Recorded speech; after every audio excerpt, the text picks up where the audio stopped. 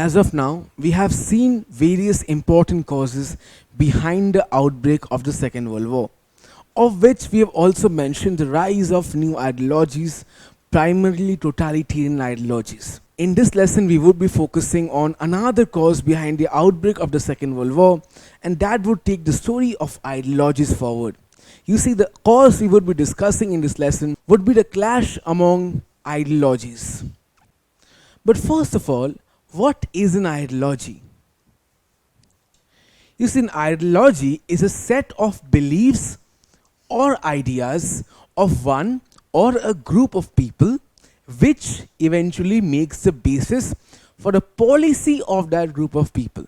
So, if a group of people has some sets of beliefs and ideas, and that eventually makes up to be their policy, to be the governmental decision, that is their ideology. For example, if a political party campaigns that they wish to uplift the rights of the workers, and when they come to power, they set forward policies which would work towards the upliftment of the rights of workers, and that becomes an aspect of their policy. And all these beliefs, which eventually would make policy for the party, would become that party's ideology.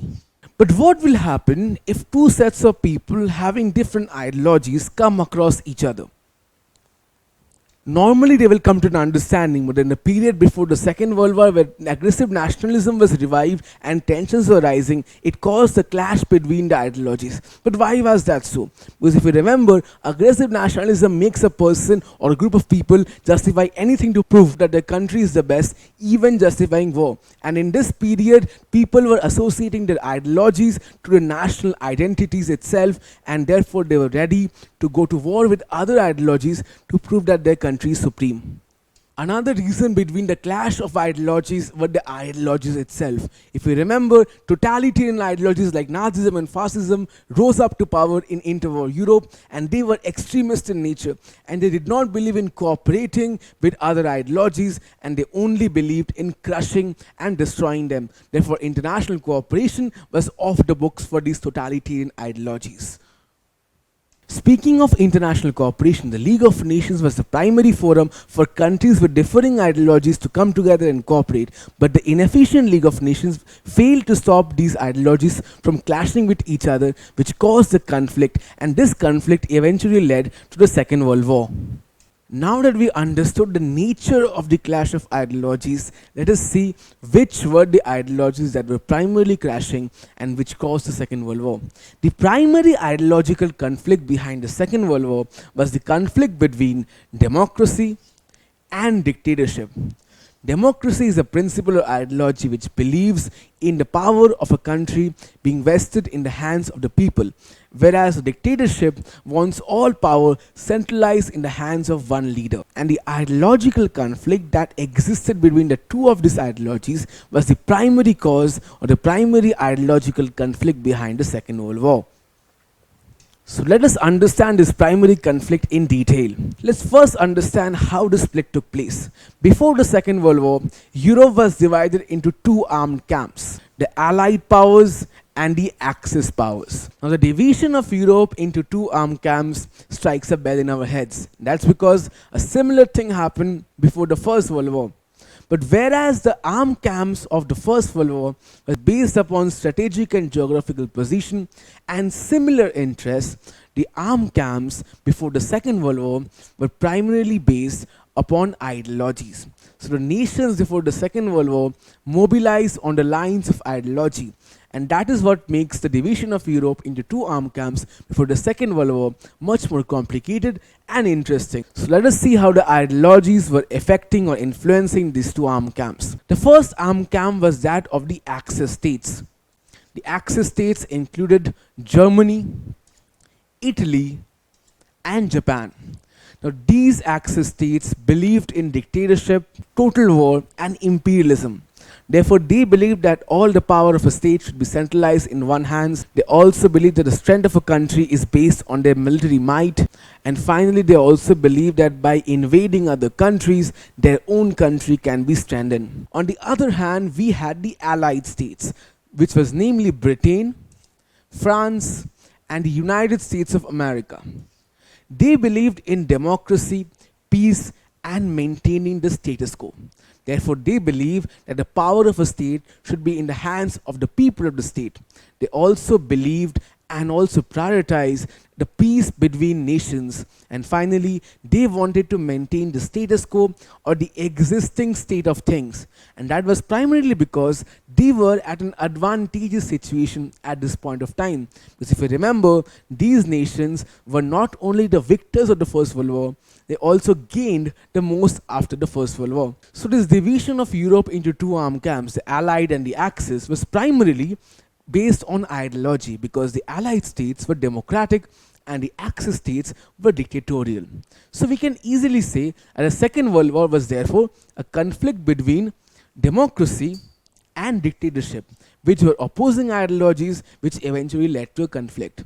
Well, perhaps we can say that, but war is not so black and white.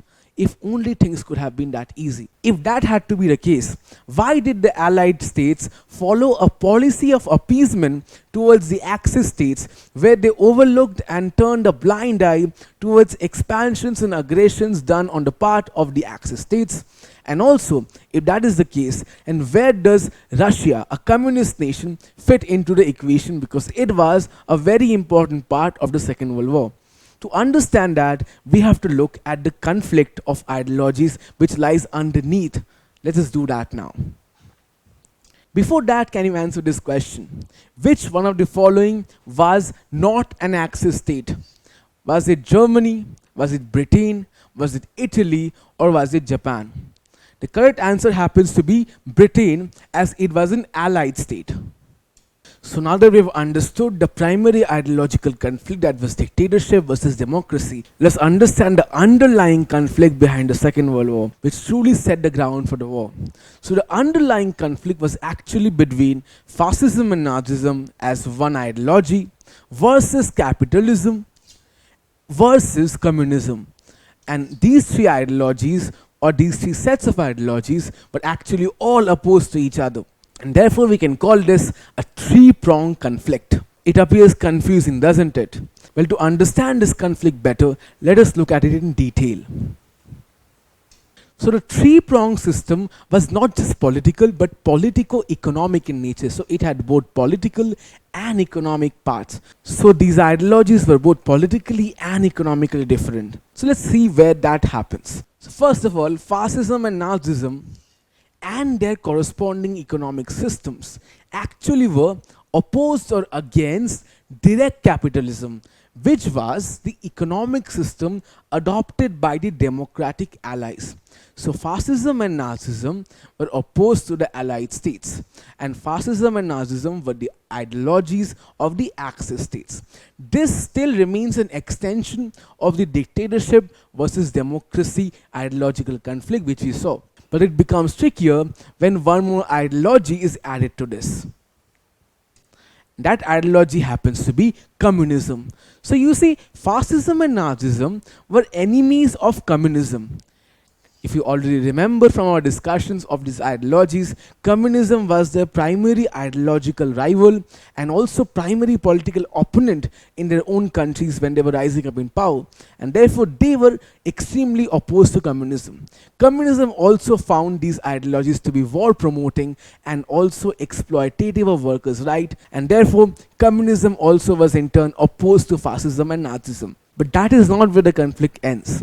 You see, communism was also opposed to capitalism, and capitalism was the economic ideology behind the Allied nations. This is because communism considered capitalism to be its primary opponent, and capitalism itself were very skeptical and antagonistic towards communism. So now do you understand the confusion? It's no longer just a clash between two ideologies, but a clash between three ideologies. And this is where the situation gets confusing. So it's important to understand that communism was primarily practiced by Soviet Russia. And Soviet Russia was a communist state that was established after the Bolsheviks won the revolution and established a state in Russia. So Soviet Russia practiced communism, and by extension of its ideology, Soviet Russia was opposed to all the Allied nations, which is Britain, France and USA, and also all the Axis states, which were Japan, Italy and Germany. So we understand that a new country country and a new ideology when put into the mix makes situation very complicated. So we see that the actual ideological conflict is not two-pronged but three-pronged between communism, capitalism and fascism and Nazism together. You must know that 3 is an odd number, and therefore a conflict concerning 3 powers or 3 ideologies also is odd and confusing. There had been instances where one ideology had allowed the second ideology to grow in hopes of it taking or eliminating the third ideology out. So often one of these ideologies had to weigh between the 2 other differing ideologies and consider one to be a larger threat and consider the other to be a necessary evil, and therefore let the other ideology grow so it can take out the third one. So this threat perception and considering one of the other rival ideologies to be a necessary evil is what made the situation more complicated. So in this situation there had been several references where one ideology teamed with the other ideology through many secret understandings and pacts, and therefore teamed with the other ideology to destroy the third, of course employing secret diplomacy.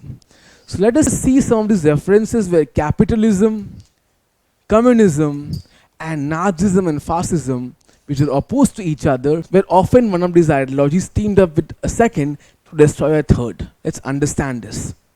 The first instance is when the Allied powers, which were primarily capitalist in nature, adopted a policy of appeasement towards the fascist powers, which are Nazi Germany and fascist Italy.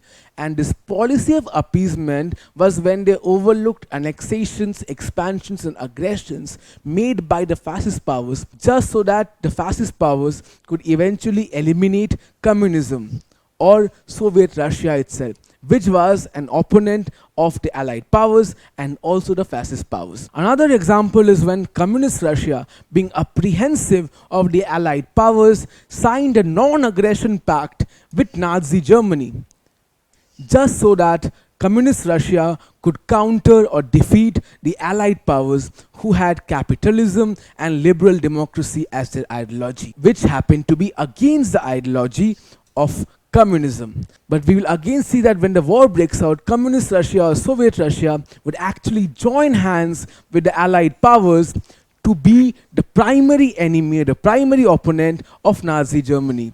Such was the irony and confusion between the ideologies, and how their clashes made the entire conflict more confusing to follow and also much more prolonged. The true reason why the clash of ideologies transformed into an all-out world war is because the totalitarian ideologies, namely fascism and Nazism, did not believe in any forms of cooperation between other ideologies. In fact, we can see the attitude of the fascist powers towards other ideologies in this very quote which Mussolini says. He says that the struggle between the two worlds can permit no compromise, either we or they. The we happens to be fascist Italy and Nazi Germany, and they happens to be all other ideologies. And since these totalitarian ideologies had no intention to cooperate with other ideologies, this eventually led to violent settlement of disputes between the ideologies and eventually broke out the Second World War. In this lesson, we were able to trace how the clash of ideologies led to the outbreak of the Second World War. In the subsequent lessons, we will continue by discussing other causes behind the outbreak of the Second World War. Don't forget to subscribe to our channel and hit the bell icon. You can also register for free at deltastep.com or download the DeltaStep app to learn one-to-one with our amazing teachers, or to get access to all our 5,000 plus amazing videos as per your school syllabus. Master each topic with our adaptive practice technology. Get million plus questions with step-by-step solutions and unlimited mock tests. Get all your doubts resolved instantly. Learn via games and win amazing prizes like PlayStations and iPads. So at DeltaStep, learning is not just fun and easy, it is rewarding too. So register for free now.